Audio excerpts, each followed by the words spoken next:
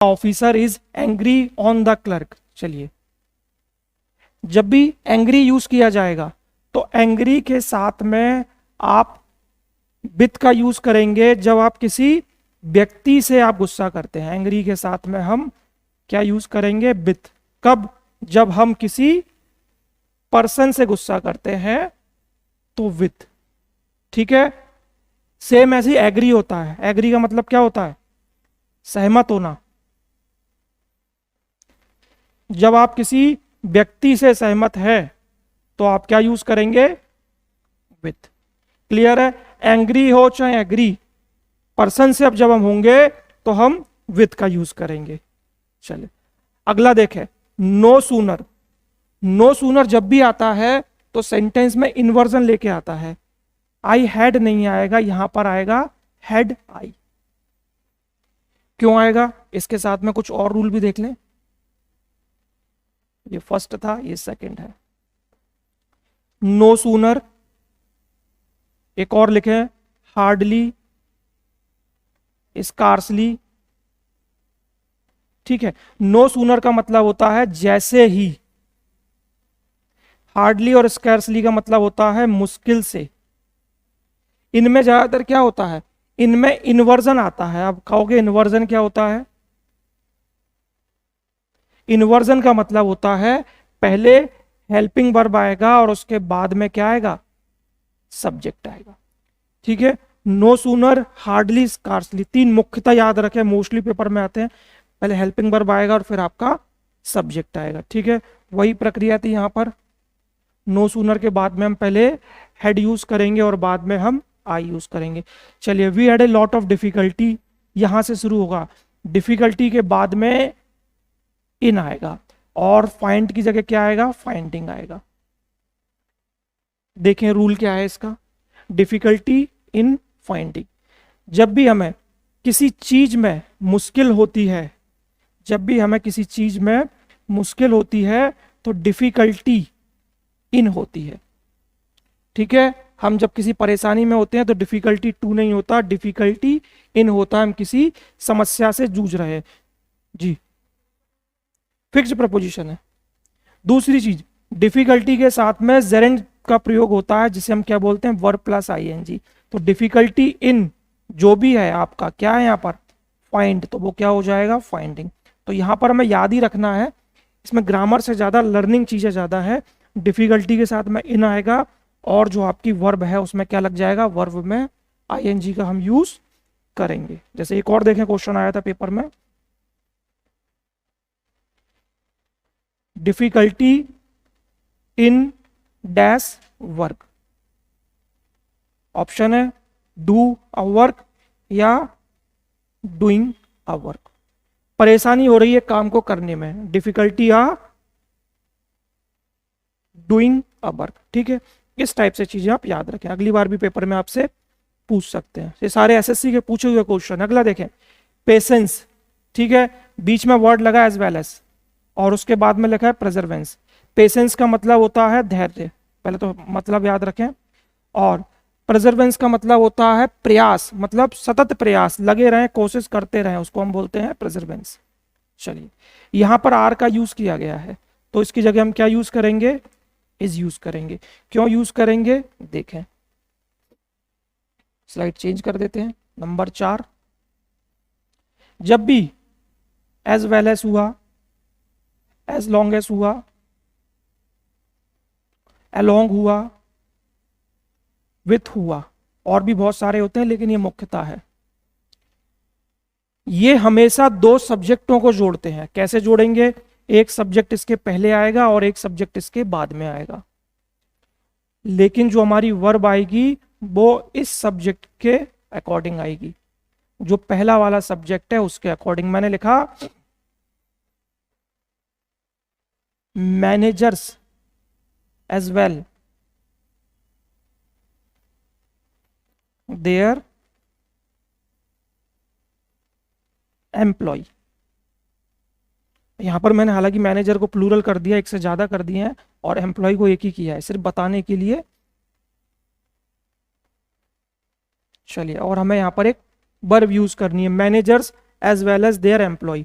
तो मैनेजर और एम्प्लॉय सबको मिला दिया जाए तो प्लूरल हो ही रहे हैं, लेकिन हमें क्या देखना है कि इस एज वेल एज के पहले क्या सब्जेक्ट है। इस एज वेल एज के पहले हमने क्या यूज किया है, मैनेजर्स, वो प्लूरल है, इसीलिए हम क्या यूज करेंगे यहाँ पर, प्लूरल हेल्पिंग वर्ब है।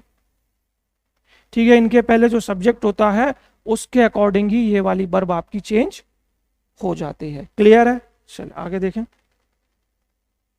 Number 5, the tree the passer by, passer by को बोलते हैं राहगीर, टोल्ड अस, उसने हमसे कहा, where was the marriage hall.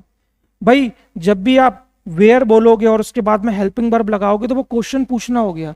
इस पूरे प्रश्न में कहीं भी क्वेश्चन मार्क की बात नहीं की गई है। तो where was the marriage hall के बाद में तो क्वेश्चन मार्क आना चाहिए, आना चाहिए कि नहीं, लेकिन क्वेश्चन मार्क इन्होंने नहीं दिया है। इसका मतलब क्या है, यहां पर आंसर की तरह बता रहे हैं कि रागीर ने मुझसे पूछा या रागीर ने उससे पूछा कि मैरिज हॉल कहां था। तो अब आप थोड़ी ना पूछ रहे हो, आप तो बता रहे हो कि आपकी रागीर से क्या बात हुई थी। तो आप बता रहे हो तो आप आंसर की तरह दोगे, और जब भी आप आंसर की तरह दोगे तो आप क्या करोगे, पहले हेल्पिंग वर्ब को बाद में रखोगे, जैसे normally where was the marriage hall. ये तो प्रश्न हो गया, हमें उत्तर की तरह देना है, तो हम क्या करेंगे, where the marriage hall was. यहां पर हम बता रहे हैं कि उसने हमसे क्या पूछा था, राहगीर ने मुझसे पूछा था कि मैरिज हॉल कहां है, where the marriage hall was. और मैं नॉर्मली पूछूं where the marriage hall was, where was the marriage hall, तो इसका मतलब है कि मैं आपसे प्रश्न पूछ रहा हूं, जबकि मैं कन्वर्सेशन कर रहा हूं, मैं किसी से क्वेश्चन थोड़ी ना पूछ रहा हूं, मैं अपनी बात को बता रहा हूं। इसीलिए हम हेल्पिंग वर्ब को क्या करेंगे, लास्ट में लेके आएंगे। ठीक है, इससे ये आंसर हमारा पॉजिटिव हो जाएगा। अगर ऐसे लिखोगे तो फिर प्रश्नवाचक भी आपको चाहिए। चलिए अगला देखें। ये वाला मैंने आपको कराया था अभी सैटरडे को। जब भी काल्पनिक वर्ड होते हैं तो इसमें 2 सेंटेंस क्रिएट होते हैं। पहला सेंटेंस में वर लगेगा और दूसरे सेंटेंस में वुड लगेगा। चलिए एक बार और देख लें। यदि मैं पक्षी होता तो मैं उड़ जाता, if plus subject plus were plus object. एक सेंटेंस तो आपका कुछ ऐसा रहेगा और दूसरा वाला रहेगा subject plus would plus verb की फर्स्ट फॉर्म। तो ऐसे 2 आपको सेंटेंस तैयार होंगे। पहले वाले में हमेशा वर आएगा, ये ना सोचे आई वी यू किसी के संग लगता है कि नहीं, सबके साथ में लगाना है। जैसे कि if I were a PM, यदि मैं एक प्रधानमंत्री होता तो बोलता आई वुड हेल्प एवरीबडी, मैं सभी की मदद करता। नॉर्मल जनरल लिख दिया है मैंने। If I were a PM, यदि मैं प्रधानमंत्री होता तो मैं सभी की मदद करता। यानी कि पहले वाले सेंटेंस में आपको वर लेना है और दूसरे वाले में वुड लेना है। तो दोनों जिनमें आपको कमी नजर आएगी तो उसको आपको पूर्ति करनी है। क्वेश्चन आपके पेपर में इस तरीके से बनेगा। हो सकता है यहाँ वर लिख दे और यहाँ वुड का ऑप्शन खाली कर दे। नंबर 7 इसका है ऑप्शन सेकंड। ये सही हो गया आपका। चलें देख, सारे सही हैं। रीजन पता है इसका क्या है, चलो फिर बता देता हूं। जब भी हम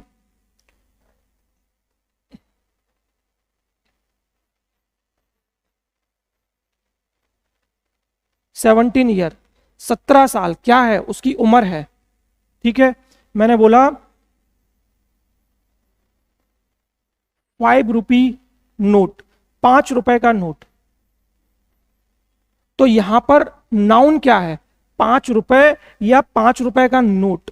नाउन क्या है इधर, नोट है या वो 5 रुपए नाउन है।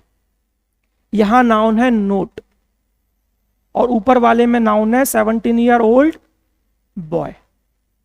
तो पहली चीज यहां एक चीज याद रखें कि सिंगुलर और प्लूरल नाउन को बनाते हैं, जबकि हम यहां पर किसी की उम्र या एक मार्किंग बता रहे हैं, यूनिट बता रहे हैं, तो ये एडजेक्टिव की तरह रोल प्ले करेगी।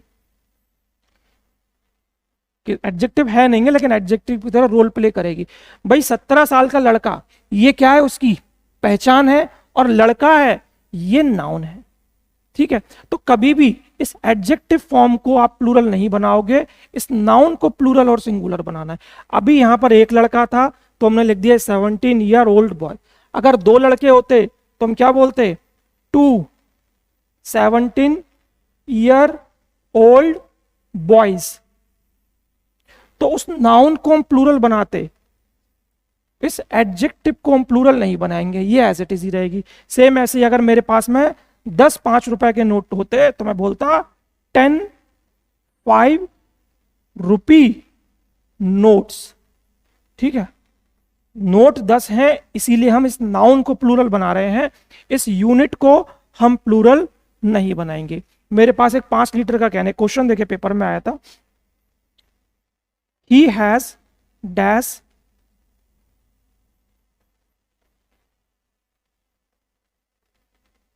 2 लीटर कैन। चले यहां पर बीच में ए लगा दें। एक है he has 2 litres can. Option है ही हैज 2 लीटर्स कैन। इनमें से एक सही है, कौन सा वाला सही है? उसके पास में एक 2 लीटर का कैन है, उसके पास में 2 लीटर्स के कैन है, उसके पास में 2 लीटर्स के कैन है। इसको कैन करना था, सॉरी। तो यहां पर सिर्फ एक ही सही है, वो कौन सा है आपका? ए यूज किया गया है और नाउन हमेशा आपकी कैसी है? सिंगुलर है। ये किसी भी कंडीशन में प्लूरल नहीं बनेगा, ये यूनिट है, एडजेक्टिव के फॉर्म में कन्वर्ट हो चुका है। एडजेक्टिव है नहीं, बस कन्वर्ट हो गया है बस ये। चले अगला वाला देखें। तुक्के से सही हो गए उससे मतलब नहीं है, क्वेश्चन है कि कोई बात नहीं। चलिए वो ये फॉर्म तो क्लियर हुआ अपना। अगला वाला देखें। सी इज ब्यूटीफुल, हमने क्या यूज किया है? एंड। क्यों यूज किया? अच्छा व्हाइट पेन हो गया इसीलिए वो चल नहीं रहा है। एंड जब भी हम किसी की 2 क्वालिटी से एक जैसी बताएं, मैंने बोला वो सुंदर है लेकिन ब्रेव है, आप बोलोगे सुंदर है लेकिन ब्रेव है, कुछ जम नहीं रहा। सुंदर है और ब्रेव है।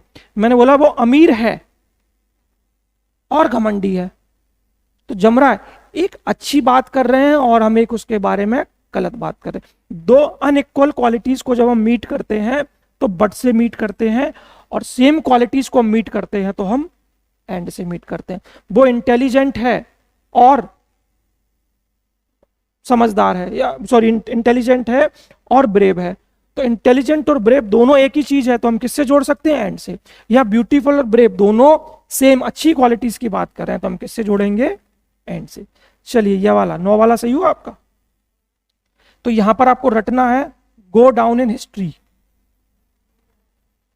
गो डाउन इन हिस्ट्री पूरा का पूरा एक फ्रेज है छोटा सा, जिसका मतलब होता है इतिहास में नाम दर्ज कराना। इतिहास में नाम दर्ज कराना, इसको हम बोलते हैं गो डाउन इन हिस्ट्री। ठीक है। गो बाय का अर्थ होता है गुजरना, ये भी याद रखें, अगली शीट्स में आपको दे सकता हूं। गो ऑन का मतलब होता है जारी रखना। गो थ्रो का मतलब होता है किसी चीज में सफल होना या कंप्लीट कर लेना। ठीक है, पूरा कर लेना किसी भी काम को या किसी चीज में सफल हो जाना, उसके लिए हम यूज करते हैं गो थ्रो। चलिए नंबर 10 पर आ जाते हैं। रिफ्यूजी होते हैं शरणार्थी, जिनको रहने के लिए जगह चाहिए। बाढ़ पीड़ित हो सकते हैं, भूकंप पीड़ित हो सकते हैं, किसी देश में भगा दिए वो भी हो सकते हैं। तो कहाँ रहते हैं? सब असाइलम में। गवर्नमेंट शिविर वगैरह लगाती है, उसको हम क्या बोलते हैं? असाइलम। कि आइए यहाँ रहिए, खाइए पिए मजे करिए।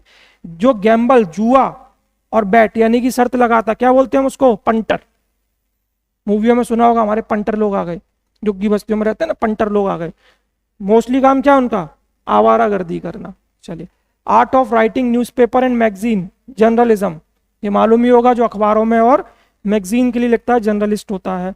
एन अबंडेंट चाइल्ड, अबंडेंट का मतलब छोड़ दिया उस बच्चे को और उस बच्चे के माँ बाप के बारे में पता नहीं है, कौन होगा वो? फॉन्डलिंग। ऑर्फन का अर्थ होता है अनाथ, दोनों में कंफ्यूज मत होना। अनाथ का मतलब वो होगा कि माँ बाप के बारे में हो सकता है पता हो लेकिन अब इस दुनिया में नहीं है, इसीलिए हम क्या यूज करें? ऑर्फन। फॉन्डलिंग में अननोन है, पेरेंट्स के बारे में जानकारी नहीं है, ठीक है, ऐसे ही छोड़ दिया है बच्चे को, वो अननोन बोलते हैं। अर्चिन को बोलते हैं आवारा, ऐसे ही भटकता हुआ। सिबलिंग संतानों को बोलते हैं, भाई बहनों को बोलते हैं आपके। तो एक ही माँ बाप के बच्चे होते हैं संतान, उनको हम क्या बोलते हैं? सिबलिंग, जो आपस में क्या होते हैं? भाई बहन। क्लियर है? 13 में से कितने ठीक हुए? चलिए बहुत बढ़िया, 13 में से 13 ठीक हो सकते हैं। सरल क्वेश्चन है, ज़्यादा टफ नहीं है।